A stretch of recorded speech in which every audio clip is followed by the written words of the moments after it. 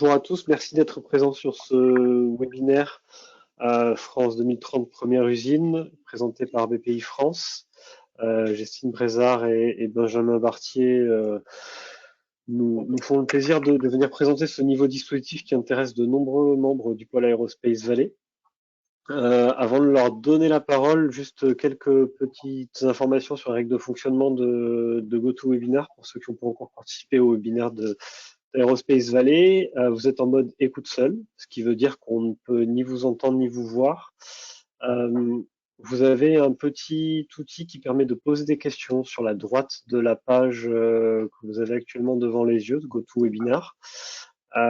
L'idée, c'est qu'on laisse nos intervenants du jour présenter le dispositif. Vous pouvez poser vos questions au fur et à mesure de la présentation et on aura le temps à la fin de la présentation de poser l'ensemble des questions que je relayerai moi-même à l'oral.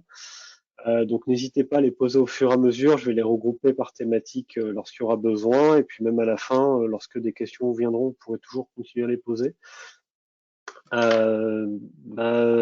Justine, Benjamin, je vous propose de vous laisser la main pour présenter le dispositif. Encore merci pour votre présence et votre temps sur la présentation de Première usine. Merci Parfait. à vous. Merci beaucoup. Merci encore pour l'invitation. Donc, bonjour à tous. On va vous présenter aujourd'hui le dispositif Première usine qui a été lancé en janvier dernier dans le cadre du plan France 2030. Donc, le but de ce dispositif, c'est d'avoir un dispositif qui est pérenne, qui va durer sur les prochaines années à venir et qui est organisé pour avoir 3 relèves par an, donc une en ces prochaines, début avril, et une en septembre, une en décembre. Donc, l'objectif de ce webinaire, c'est vraiment de vous présenter le dispositif de manière précise, savoir ce qu'on attend comme type de projet, quels vont être les critères de sélection qui vont être particulièrement regardés, à quel type d'aide vous pouvez prétendre, quel type de dépenses vous allez pouvoir présenter, et puis aussi de rentrer un peu dans le détail du process de sélection, donc comment ça va se passer au niveau de votre candidature, comment ça va se passer au niveau des différentes étapes de sélection, et puis au moment de la contractualisation, donc vous avez la chance d'être sélectionné sur le dispositif. Donc je vais laisser Benjamin commencer la présentation, je laisse la main. Très bien, merci Justine. Donc, pour vous parler un peu plus précisément de l'appel à projet Première usine, donc on attend uniquement des projets individuels qui sont portés par des sociétés immatriculées au registre du commerce, des sociétés au RCS. La cible, c'est véritablement les PME et les startups innovantes. Et par caractère exceptionnel, certaines ETI et structures ad hoc pourront candidater. Et je souhaiterais insister sur le caractère exceptionnel pour les structures, les ETI. Donc, pour qu'une ETI puisse candidater à l'appel à projet Première usine, il faut qu'elle puisse démontrer un caractère d'innovation vraiment en rupture ou un caractère de croissance, d'hypercroissance. Et comment est-ce qu'on peut juger qu'une ETI démontre un caractère d'hypercroissance? Ça serait, dans ce cas-là, on pourrait regarder, donc, première piste, la date de création de la société. Si c'est une PME qui était encore PME qui a été créée en 2010 ou sur ces 10 dernières années, qui a été PME et que exceptionnellement elle passe ou très rapidement, grâce à une croissance organique interne, elle passe un statut de TI en 4-5 ans. Dans ce cas-là, on pourrait démontrer l'hypercroissance. Deuxième piste pour démontrer l'hypercroissance d'une ETI, l'aspect capitalistique, où justement on aurait un chiffre d'affaires récurrent ces dernières années qui serait à peu près au même niveau, et que par son business plan, elle nous démontre que sur les prochaines années, il y aurait une augmentation de chiffre d'affaires très très très importante. Donc la taille des projets attendus, ce sont des projets supérieurs à 5 millions d'euros pour l'implantation de sites pilotes de première industrialisation pour la commercialisation de produits innovants. Donc, par site pilote, il faut que les prototypes des produits à commercialiser soient déjà démontrés, qu'il y ait eu une expérimentation dans un environnement industrielle ou proche de l'application. Donc, on attend un niveau de maturité de la technologie élevé. Sur un niveau d'une échelle TRL, on serait au minimum à une échelle 7 avérée, voire 8. Donc, pas de POC, tout juste preuve de concept, pas de beaucoup de travaux de recherche et de développement à présenter dans cet appel à projet. La durée des projets se veulent allant de 12 à 48 mois et pas d'impact nocif important sur l'environnement. C'est un véritable, enfin, le do not harm, pas d'impact nocif sur l'environnement, c'est une règle de conduite sur tout ce qui va dépendre de France 2030, quels que soient les appels à projets sur lesquels vous souhaiteriez candidater. La typologie des projets attendus, donc vraiment une implantation d'un premier site pilote ou de production industrielle. Donc par là, on entend une PME qui pour l'instant ne commercialise pas encore de produits. Toutes les dépenses qui seraient à même d'accéder à cette industrialisation, le foncier, mais également le matériel industriel, mais prioritairement le matériel industriel, la part de foncier devant rester assez minime. Par part de foncier, on entend véritablement la construction, l'extension de bâtiments et la part immobilier. La première industrialisation d'un produit innovant, bien entendu, si c'est la première industrialisation de cette PME, mais une PME qui industrialiserait déjà des produits et qui souhaiterait industrialiser un nouveau produit qu'elle ne commercialise pas jusqu'alors et qui démontrerait un caractère innovant en rupture avec sa production actuelle, ça peut se matérialiser là par le changement d'une couverture du code NAS du produit. Dans ce cas-là, la PME serait éligible à l'appel à projet.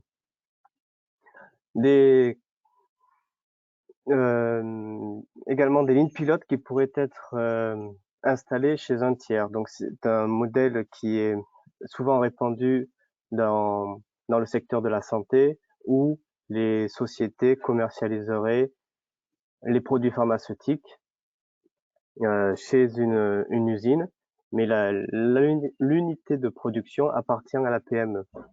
Dans ce cas-là, ça resterait éligible. Quelque chose que je n'ai pas encore précisé, c'est que là, pour le moment, on fait la présentation pour le pôle Aerospace Valley, mais le plan première usine adresse tous les secteurs d'activité, pas uniquement l'aéronautique et l'aérospatiale, mais des sociétés qui commercialisent dans le pharmaceutique, des sociétés qui commercialisent dans l'agroalimentaire, des sociétés du numérique sont également éligibles à cet appel à projet. Et on est vraiment sur un concours où uniquement les projets les plus innovants seront in fine retenus par le comité interministériel. Donc, également, un autre projet qui pourrait être retenu serait donc l'extension des bâtiments déjà existants pour la production de ces produits industriels et les plateformes mutualisées. Par plateforme mutualisée, on retient plusieurs PME qui se grouperaient et l'une d'entre elles ferait la demande d'aide au nom de l'ensemble des PME qui regrouperaient autour d'elle pour acquérir des lignes de production. On cherche vraiment à accompagner les PME et les startups à acquérir ce matériel industriel. Les critères de sélection donc seront vérifiés, challengés, questionnés pendant les auditions et à la suite des auditions pour les projets retenus pendant une phase d'instruction, la capacité opérationnelle des sociétés à porter les projets. Donc les business models, le plan de financement prévisionnel, tout ce qui va être attrait à l'étude de marché, l'étude concurrentielle et montrer la faisabilité technique du projet. Ce qui est courant dans tous les appels à projets. Donc, si vous avez l'habitude de candidater à d'autres appels à projets, on ne sort pas de la ligne de conduite que l'on applique depuis plusieurs années. Les impacts socio-économiques sur le territoire, tout ce qui va être retombée sociale est mis en avant, tout ce qui est valorisation est mis en avant et tout ce qui est performance environnementale. sur la performance environnementale, on se fie à la taxonomie environnementale européenne qui évalue les impacts des projets selon les 6 axes, impact sur l'air, impact sur l'eau, les retombées, pollution des sols et tout ce qui va être équivalent CO2. En termes de dépenses éligibles, donc comme expliqué, c'est principalement les actifs corporels qui seront accompagnés et soutenus, la part de foncier devant rester relativement minoritaire. Les dépenses liées à l'amélioration de l'efficacité énergétique, on parle par efficacité énergétique, on entend l'efficacité énergétique du matériel industriel, pas une rénovation d'un bâtiment pour en améliorer l'isolation thermique, pas l'ajout de panneaux photovoltaïques sur un bâtiment existant pour améliorer l'efficacité énergétique du bâtiment. Tous ces éléments-là seront pris en compte et seront valorisés pour la construction d'un premier bâtiment, mais pas dans le cadre d'une rénovation. C'est véritablement la performance énergétique du matériel industriel. C'est-à-dire, vous avez plusieurs fabricants pour réaliser la production de votre produit, qui vous proposent des outils différents. L'outil qui va présenter une moindre consommation électrique ou qui va permettre une régénération ou un circuit fermé pour les huiles de coupe, qui va permettre justement de diminuer la génération de déchets, va engendrer pour vous un surcoût par rapport au même matériel industriel qui n'aurait pas ces bénéfices-là. Et tous ces surcoûts sur le matériel industriel sont mis en avant. On vous incite à le mettre en avant dans vos dossiers et c'est cette typologie de dépenses qui sera soutenue. La sous-traitance n'aura pas vocation à être aidée au-delà de 30% de votre devis, donc de vos dépenses prévisibles. Et en ce qui concerne le crédit bail, donc si vous louez le matériel industriel ou l'immobilier, le contrat de crédit bail devra être signé après la date de verrouillage, donc après votre dépôt de candidature. Le contrat de crédit bail devra comporter une obligation d'acquisition du matériel industriel pour la société et ne seront comptabilisés dans la prise en compte des dépenses uniquement les annuités de ce crédit bail sur la durée du projet. Le taux d'aide cible sur les assiettes de dépenses est estimé entre 20 et 30%. Et je laisse la main à Justine pour nous présenter le calendrier. Parfait, merci beaucoup Benjamin pour cette présentation. Donc, comme vous l'aurez compris, on attend quand même une typologie de projet assez large. On parle de première usine, voilà, mais qui recoupe des réalités assez différentes, et on aura l'occasion du coup des échanges pour discuter de ça de manière plus précise si vous avez d'autres questions. Donc brièvement, je vais vous présenter ensuite un peu le processus de sélection, comment ça va se passer et le calendrier. Donc l'idée de cet appel à projet dans le cadre de France 2030 et notamment de l'appel à projet première usine, c'est d'être sur un processus de sélection qui est le plus allégé possible, où il y a le moins de lourdeur administrative possible. Donc on a pensé avec un premier dossier qui est un dépôt de dossier vraiment allégé, donc qui est déjà disponible sur notre site internet que vous pouvez télécharger. On reviendra dessus par la suite. Donc ce premier dépôt de dossier allégé de nous va nous permettre de faire la première étude de votre dossier, une première présélection qui mèneront donc, du coup si votre projet nous intéresse à des auditions où on pourra donc vous rencontrer, échanger sur votre projet, voilà, présenter pour vous l'occasion de présenter votre projet de manière plus précise et d'échanger avec des instructeurs BPI France, mais aussi des experts indépendants sur votre projet. Donc ça, c'est toute la première phase de présélection que vous voyez à l'écran. À l'issue de cette phase de présélection, donc si votre étude du dossier papier s'est bien passée, si l'audition à l'issue de votre première étude du dossier s'est bien passée, on va vous demander de remplir un certain nombre de documents complémentaires, pareil qu'on détaillera par la suite. Donc là, vous aurez un mois pour les remplir. Et à la suite de la réception de ce dossier complet, on entrera du coup en phase d'instruction et de sélection, où là, vous aurez donc un instructeur référent qui pourra vous demander des pièces et des compléments au fur et à mesure. Et donc, l'idée, ce sera de pouvoir vous faire une proposition de financement à l'issue de l'instruction. Donc, cette phase entre, en gros, la date de relève et cette proposition de financement, il faut compter environ 6 mois, avec donc inclus ce mois qu'on laisse au milieu du processus où vous avez des pièces complémentaires à rendre. À l'issue de la décision de financement, vous entrez en phase de contractualisation avec BPI France, donc en phase de conventionnement. On vous envoie un contrat qui met en place donc toute l'aide qui va vous être octroyée, avec donc, la part de subvention, la part d'avance récupérable, les différents jalons, voilà, et le calendrier un peu des remboursements des indemnités forfaitaires pour les avances récupérables. Donc voilà, tout ça c'est détaillé dans le contrat. Donc, pour revenir sur la vision un peu plus globale du calendrier, cette année en 2022, on a 3 relèves, comme je vous disais en introduction. Une donc, qui arrive assez prochainement, le 5 avril, et une autre en septembre, une autre en décembre. L'idée d'avoir ces 3 relèves au cours de l'année et de savoir qu'elles vont de nouveau avoir lieu les années prochaines, c'est vraiment pour vous de vous insérer au mieux dans la relève, voilà, qui est la plus intéressante au moment de votre développement industriel. Il n'y a pas du tout de logique de première arrivée, première servi.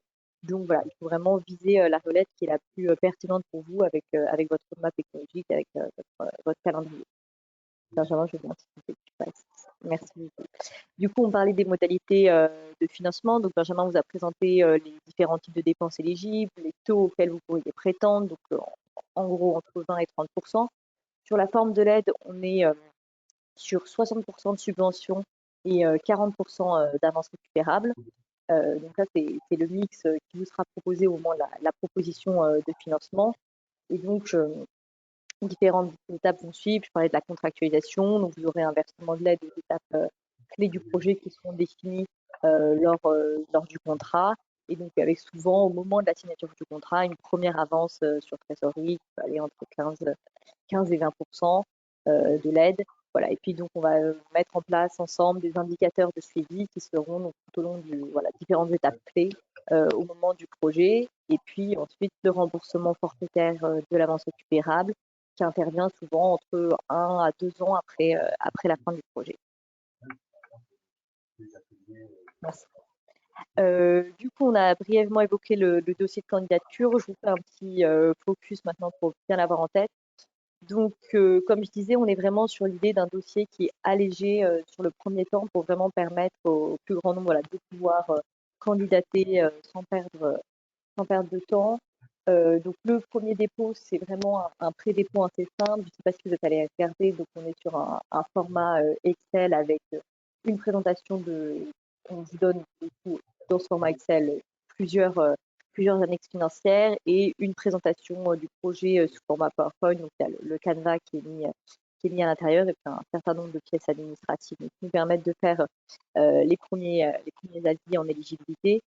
Donc, l'idée, c'est vraiment de présenter une première fois votre projet de manière simple et que nous, on ait les premières informations nécessaires à faire dans cette première étude du dossier papier, cette première présélection dont on parlait.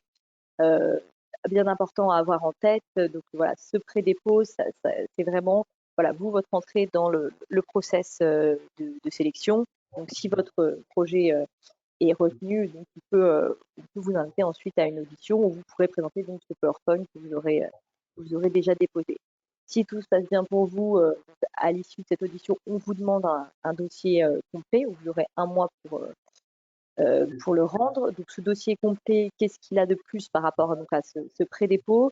Benjamin parlait beaucoup du Do Not Harm, de l'importance des dépenses, par exemple, liées à l'efficacité énergétique. Donc, vous aurez, par exemple, une grille d'impact économique, environnemental et sociétal à remplir, aussi une fiche de communication sur le projet, et puis un certain nombre d'éléments complémentaires donc, qui peuvent aller sur des annexes financières un peu plus précises que ce qui vous a été déjà demandé, mais aussi des fiches de l'eau descriptives, voilà, et un certain nombre de documents donc on vous demandera à ce moment-là. Donc, je ne sais pas si vous êtes familier avec les dossiers de candidature et les candidatures BPI France. Tout se fait sur notre plateforme. Il n'y a pas de dépôt qui est possible par mail. Et donc, tout est indiqué sur notre site internet. Vous allez sur notre plateforme et vous pouvez déposer l'intégralité de vos pièces. On vous conseille de le faire un peu en avance. La plateforme n'est pas forcément très intuitive, donc c'est mieux de le faire un peu en amont de la relève. Parfait. Et donc, du coup, pour terminer, il faut vraiment savoir que toutes les informations sont présentes dans le cahier des charges. Tout ce qu'on vous a présenté aujourd'hui, vous le retrouvez sur la typologie des projets, les critères d'éligibilité, les critères de sélection. Voilà, toutes les conditions sont vraiment explicitées. Vous retrouvez sur notre site internet le premier canevas du dossier de candidature allégé. Donc, le modèle est mis à disposition. Vous pouvez télécharger et le mettre sur notre plateforme. Le dossier de candidature complet, il n'est pas présent sur notre site internet. Il vous le donnera uniquement si vous êtes sélectionné. Et surtout, voilà, on a une adresse générique de contact où on répond. Donc, vraiment, n'hésitez pas à poser toutes les questions en amont des relèves, en amont de la clôture, sur votre projet, vos types de dépenses, si vous avez la moindre interrogation. Voilà, on est là pour y répondre. On peut organiser un rendez-vous. Donc, je crois que c'était bon. Parfait. Donc voilà, le but c'était vraiment de vous présenter de manière assez précise le dispositif Première Usine, donc de comprendre quelle était sa cible, quels sont ses objectifs et voilà, et quelles sont pour vous les meilleures chances de pouvoir être sélectionné. Donc maintenant je vous invite à nous poser toutes vos questions si vous en avez, et merci encore pour votre écoute. Merci beaucoup Justine, Benjamin. On commence à recevoir quelques questions. Juste peut-être pour préciser, pour ceux qui sont arrivés légèrement en retard, vous avez une petite option dans GoToWebinar pour poser vos questions. Comme vous êtes en mode écoute seule, je les relais oralement. J'essaye de les regrouper lorsqu'il y a besoin. Peut-être on peut commencer sur quelques questions par rapport aux différents cut-offs qu'il y a dans l'appel à projet. Est-ce que vous avez une visibilité du nombre de projets qui ont été reçus et du nombre de projets qui vont être finançables ou financés sur l'année ou par cut-off? Est-ce qu'il y a des éléments là-dessus?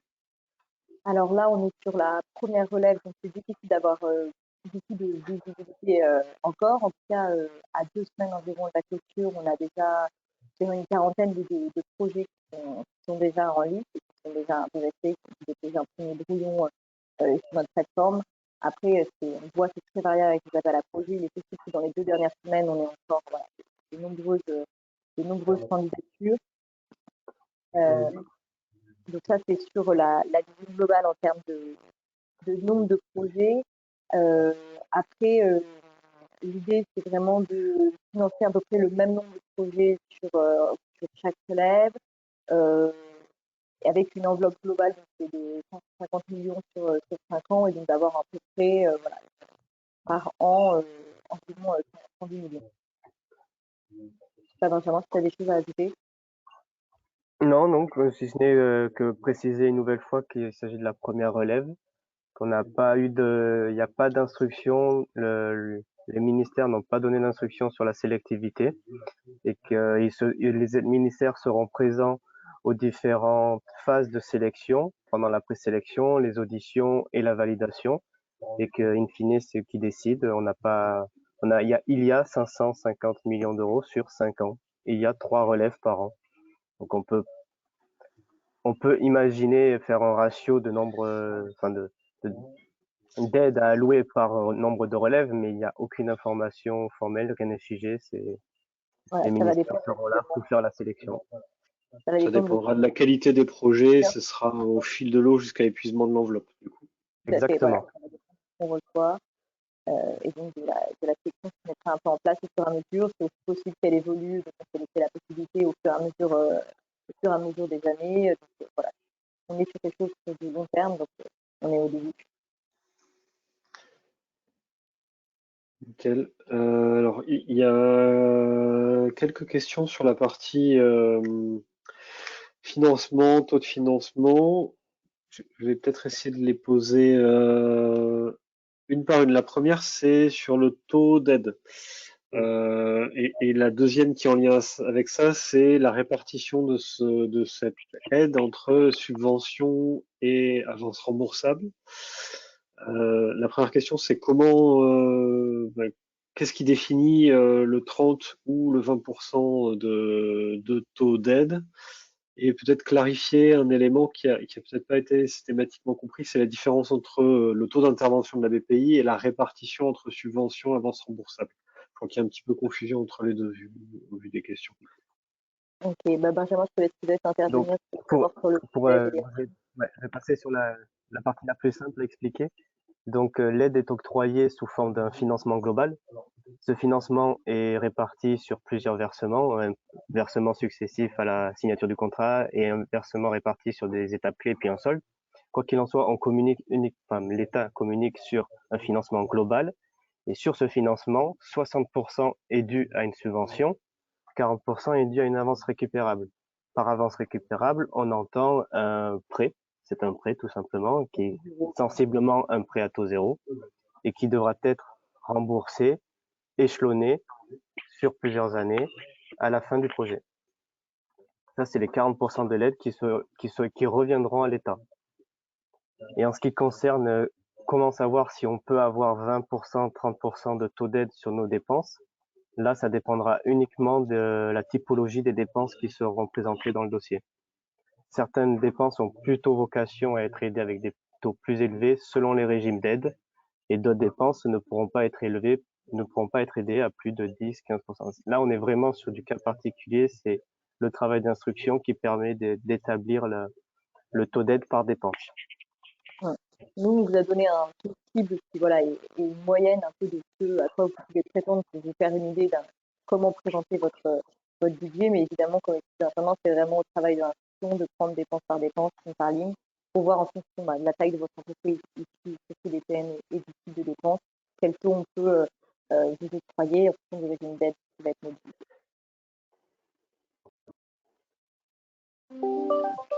Ok, peut-être, je suis en train d'essayer de regarder les questions, mais du coup, sur l'avance remboursable, Benjamin, tu as commencé à en parler.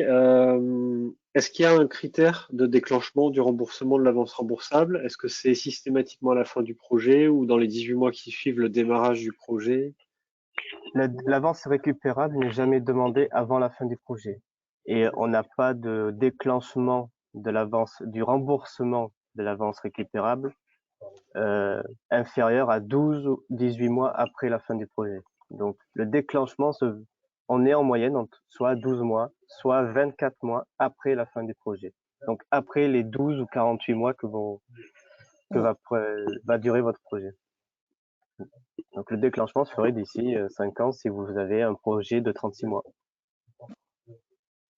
Ok, nickel, ça me semble très clair. Question récurrente sur la subvention publique. Les critères des fonds propres, est-ce qu'ils s'appliquent à l'appel à projet? Est-ce qu'il y a une limitation Oui, de l'aide à hauteur des fonds non. propres? Et Le comment critère sont-ils s'applique. calculés? Ok. On regarde les fonds propres de la société, de la PME, et il y aura le critère de 1 euro d'aide pour 1 euro de fonds propres. Le niveau des fonds propres est regardé au moment du dépôt du projet ou est-ce qu'il y a un argumentaire qui peut être apporté dans le business plan, notamment s'il y a des levées de fonds en cours? Ça peut être Est-ce que c'est un apporté. critère d'éligibilité en gros? Non, c'est pas un C'est un critère. critère qui sera regardé au premier dépôt. Donc, il est toujours préférable de connaître la situation financière de la société, même si elle fait un dépôt allégé. Ensuite, pendant le dépôt qui est lui complet, celui qui suit la phase d'audition, les éléments financiers de la société doivent être communiqués. On connaît les liasses fiscales. Si la société souhaite faire des levées de fonds ou souhaite faire des apports en compte courant et que les niveaux de fonds propres au déclenchement du projet ne sont pas suffisants pour recevoir la totalité de l'aide, dans ce cas-là, il peut y avoir des conditions suspensives qui sont établies aux étapes clés.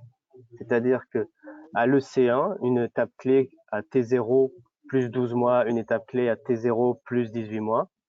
Dans ce cas-là, il faudra mettre les fonds propres à niveau pour recevoir le reste de l'aide.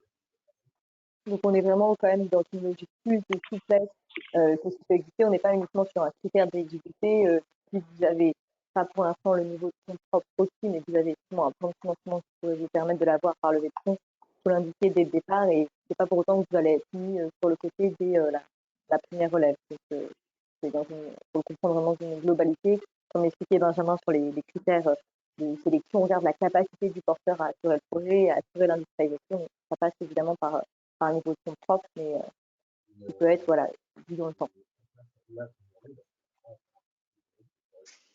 Ok, toujours sur les critères de base d'éligibilité des dépenses, la date d'éligibilité des dépenses. Ouais, c'est au moment du pré-dépôt. C'est vraiment quand vous allez faire votre pré-dépôt, vous allez déposer votre dossier sur la plateforme.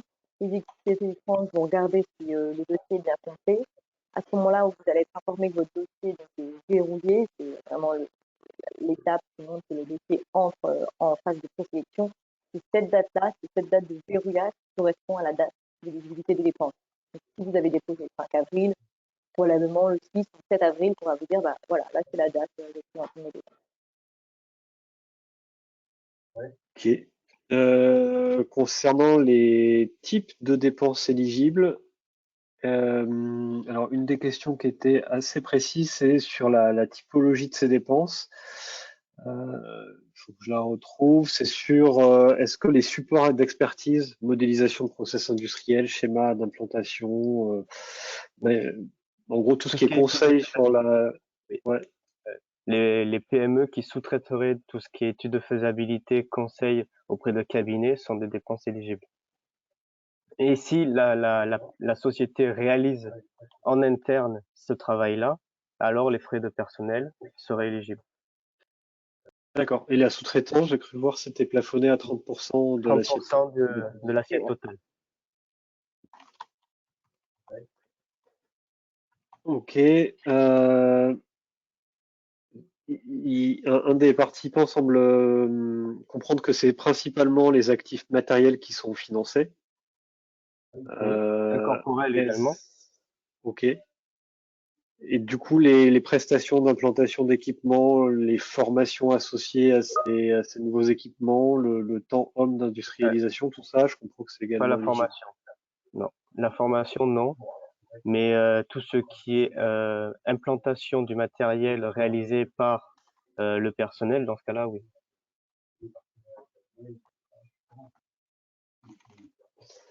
Ok. Et sur, est-ce qu'un projet de modernisation d'un atelier de production, notamment dans les enjeux d'industrie 4.0, industrie du futur, c'est éligible ou c'est pas dans l'esprit de première usine?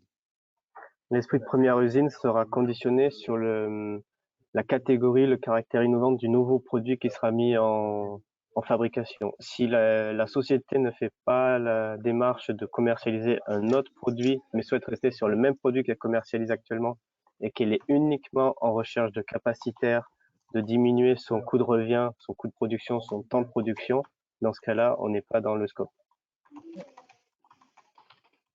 Ok, c'est pas la modernisation de l'outil de production qui est éligible, c'est vraiment l'industrialisation d'une innovation nouvelle, enfin d'une innovation qui va pouvoir être prise en compte. C'est la différence avec le plan de relance. On est plus sur les projets de modernisation.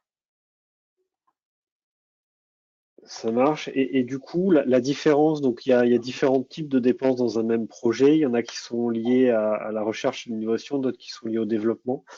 Euh, le classement est réalisé comment on catégorise justement les activités de RDI d'un côté et d'investissement de l'autre?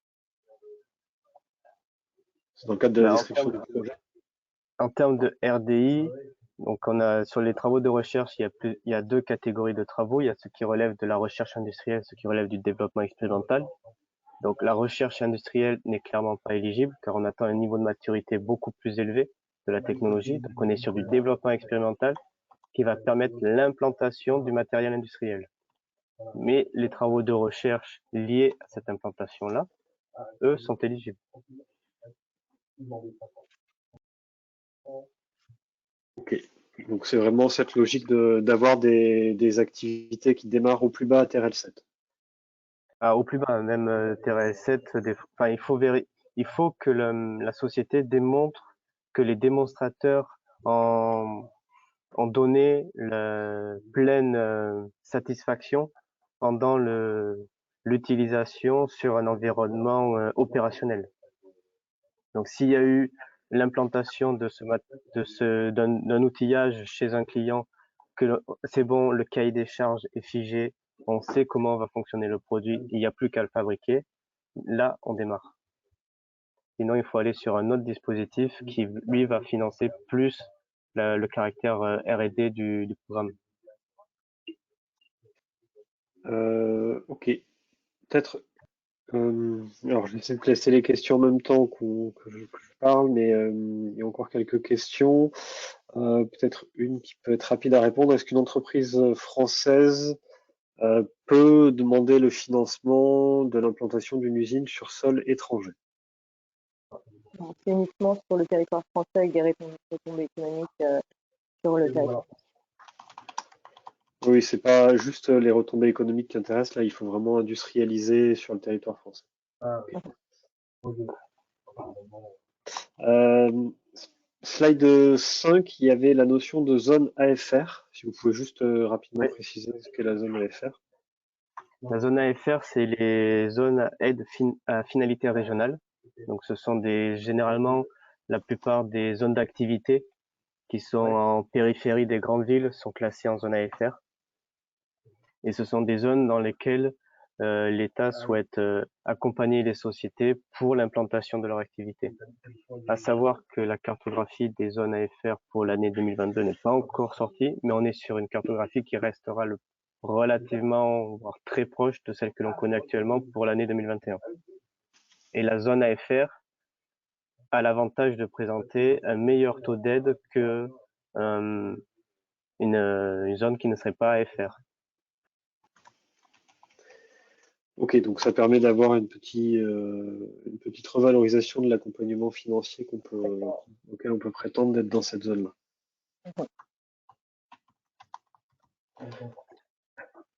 Ok, alors c'est dans la même veine qu'une question que j'ai déjà posée, mais au cas où, peut-être des fois avec d'autres mots, ça permet de clarifier. Est-ce que la mise en place d'une ligne pilote pour automatiser une production et adresser du coup un nouveau marché, mais j'imagine avec un produit nouveau, est-ce que c'est éligible? Je comprends que c'est vraiment la notion de nouveauté en termes de produit qui est prise en compte. Oui. Si on est sur une nouvelle ligne pilote, justement pour moderniser, enfin pas justement moderniser, mais pour aller sur un nouveau matériel industriel, dans ce cas-là, on est éligible, je pense. C'est à vérifier selon vraiment la typologie du projet en lui-même, mais pour moi, selon comment est tournée la question, oui.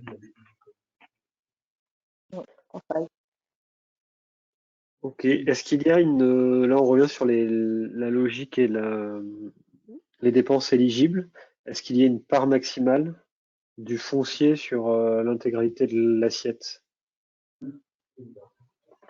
On a eu la discussion hier, l'accent est clairement mis sur le matériel industriel.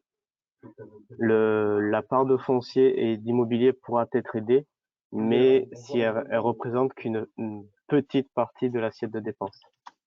On n'a pas d'indication sur il faut pas dépasser tant de pourcentage faut pas dépasser X% de l'assiette de dépenses, mais il faudra rester dans une logique raisonnable des dépenses sur le projet.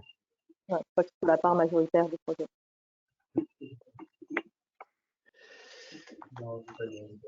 Ok, donc ça veut dire que dans tous les cas, il faut un peu argumenter pourquoi on met le foncier dans le dossier, et en plus de ça peut pas prendre le dessus sur l'éligibilité, sur l'assiette totale des dépenses. Est-ce qu'il y a des éléments particuliers à fournir en lien justement avec cette assiette de dépenses, par exemple des devis sur la dépense de matériel, quels éléments vous demandez en première? J'imagine qu'il n'y a pas beaucoup de choses. En deuxième étape? Ça, c'est tout détaillé dans le dossier de candidature. On va vous demander une annexe entière avec effectivement un devis, un plan de financement, des prévisionnels. Donc là, vous pourrez indiquer vos types de dépenses. Ok, donc là, je pense que c'était plus par rapport à la typologie de dépenses, par exemple l'achat de matériel. Est-ce qu'il faudra d'ores et déjà avoir un devis ou 3 devis ou quand on soumet le projet? Ça, c'est du travail d'instruction. Sur le pré-dépôt, c'est clairement pas demandé. pendant le dépôt complet, la fourniture de devis permet justement de vérifier le coût de certains équipements et de s'assurer qu'il n'y a pas, enfin, qu'on reste dans des limites raisonnables sur le prix de la machine. Donc, deuxième étape, c'est dans l'instruction des. Ok. Une question sur les projets d'outils industriels mutualisés, sur les structures ad hoc. Est-ce qu'il y a une structure juridique à privilégier ou quelques recommandations de la part de BPI France sur un montage? Non, ça reste assez large. On a fait des petits projets, des GIE, et tout. Il n'y a pas de structure particulière à privilégier. Tant que ça reste sur un code NAF industriel. Mm. Faut pas que la société qui dépose ait un code NAF qui soit lié avec l'immobilier. On reste sur un code NAF industriel, bien entendu. Ouais. Ok, donc dans le montage juridique, il faut faire attention à ces structures-là, ne pas en faire une SCI ou je sais pas quelle Non, autre. les SCI ne sont pas éligibles, les JV ne sont pas éligibles. Ok. Peut-être juste sur les priorités thématiques. Donc, Benjamin, tu as bien précisé qu'il n'y avait pas de préfléchage thématique. Est-ce qu'il y a une sensibilité particulière par rapport aux priorités qui sont fléchées dans France 2030? Semi-conducteurs, aéro, pas directement. Non, cet appel à projet a vraiment vocation à avoir un périmètre très large pour voilà, différents secteurs. Il y a d'autres appels à projets au sein de France 2030 qui sont vraiment plus thématiques, orientés par exemple sur l'automobile, sur d'autres secteurs. Dans ce cas-là, tu vas aller vous renseigner sur cela, mais Première Usine, c'est vraiment le seul qui a cet aspect très transversal. Au final, ça reste l'État. Très bien. Et peut-être une dernière question sur le cumul avec d'autres dispositifs, la compatibilité avec plan de relance ou des dispositifs régionaux. Est-ce qu'il y a des contre-indications particulières? C'est vraiment sur l'assiette de dépense, on va financer 2 fois la même assiette de dépense par projet, c'est illégal. Après, si vous avez déjà candidaté au plan de relance, si vous avez été lauréat sur un autre projet, vous pouvez tout à fait de nouveau déposer un projet à la première usine, puis on vous fera un projet différent, il n'y a pas de contre-indication. La seule contre-indication, c'est l'assiette de dépense. Ok, je crois qu'on a fait le tour de toutes les questions. N'hésitez pas à continuer à en poser quelques-unes, mais de toute façon, on arrive un petit peu à la fin du temps qu'on avait en tête, même si on avait calé un temps un petit peu plus long. Juste peut-être pour préciser aux participants qu'en plus du support de BPI France, le pôle de compétitivité se tient à votre disposition pour vous aider à répondre aux appels à projets sans aucun souci, avec nos experts thématiques, vous les connaissez sûrement côté écosystème d'excellence et secteur stratégique. Il y a aussi la possibilité de faire labelliser vos projets lorsqu'il y a un lien avec la filière. Donc ça, les financeurs connaissent bien le process de labellisation. Et peut-être juste, je ne sais pas, Justine et Benjamin, si vous aviez un dernier mot avant qu'on passe à de l'information très générale. Non, vraiment de ne pas hésiter à poser ces questions en amont du dépôt et de ne pas hésiter à candidater. C'est un dossier qui est pas très compliqué à faire et pas très long justement pour permettre voilà, de candidater facilement et rapidement. Alors j'ai eu deux questions entre-temps. La première très rapide sur est-ce que BPI en région est le premier interlocuteur? Alors sur cet appel à projet, non, c'est nous, c'est l'adresse de contact qu'on vous a donnée. Donc voilà, vous pouvez nous écrire. Après, vous pouvez voilà, voir avec vos chargés d'affaires pour parler des différents dispositifs qui existent et eux pourront vous rediriger suivant si c'est Première Usine qui est fait pour vous. Mais eux, d'autres outils qui peuvent aussi vous présenter en fonction de votre stade de maturité et de développement, comme le prêt, nouvelle industrie ou le diag amorçage. Donc ça, faut voir avec vos chargés d'affaires en région. Top. Et la toute dernière, mais je pense que vous aviez déjà répondu, c'est par rapport à est-ce que la recherche, en gros, est-ce que les dépenses de recherche industrielle nécessaires pour le passage du TRL 7 à 9 sont éligibles? Généralement, dans la plupart des projets, il n'y a pas de catégorie, enfin, il y a relativement peu de recherche industrielle au-delà d'un niveau de TRL 7. Donc, on est plutôt sur une typologie de développement expérimental à ce niveau-là. Et après, si il y a véritablement la société apporte la preuve qu'il y a du RI au-delà d'un niveau TRL7, là, ça serait éligible. Mais c'est assez peu courant d'avoir du RI à ce niveau-là. Ok, et peut-être juste par rapport au cadencement des projets d'industrialisation et ce dispositif-là, lorsqu'on a en vision dans nos plans une prévision d'usine pour 2025, par exemple, est-ce qu'il vaut mieux déposer le dossier d'ores et déjà, ou est-ce qu'il faut attendre d'être plus proche de la date de fabrication de l'usine, de mise en place de l'usine pour répondre au dispositif? J'imagine que ça doit dépendre de la maturité du projet, de savoir si on a tous les éléments déjà en main en termes de chiffrage pour pouvoir candidater. Disons, vas-y Justine. Non, moi j'allais revenir sur ce que disait Laurence. Là, à ce stade, c'est peut-être un peu compliqué de répondre sans plus d'éléments. Il faut que ce soit logique et pertinent pour vous au moment de ce stade de développement. Donc, si vous avez ces éléments en main et qui n'était prévu qu'en 2025, pourquoi pas. Sinon, on attendre d'être plus proche de la date de lancement. Donc, pas d'urgence sur les infos. Clairement, si c'est pour un projet en 2025, je pense qu'on est trop tôt. Il faut que ça soit un projet d'ici à moins un an, 18 mois, parce que lorsqu'il va y avoir le versement des aides sur des étapes intermédiaires, il va falloir justifier des dépenses. Donc, si vous ne prévoyez pas d'engager de dépenses dans la prochaine année, dans les prochains 18 mois, je pense que c'est trop tôt. Il ne faut pas attendre 2025, mais 2022, ça paraît très prématuré. Ça paraît un peu prématuré, mais pour une fabrication d'usine, on va dire en janvier 2024, suivant le processus, là, comme il va y avoir toute la phase de pré-implantation, la phase de pré-étude, pour janvier 2024, on devrait pouvoir rester dans le timing acceptable. Ouais, il faut pouvoir avoir prévu des dépenses assez rapidement, même si c'est pas. Quoi qu'il en soit, le versement des aides par la suite seront définis par la fourniture de justificatifs de ces dépenses. Si vous ne pouvez pas justifier les dépenses, il n'y aura pas d'aide.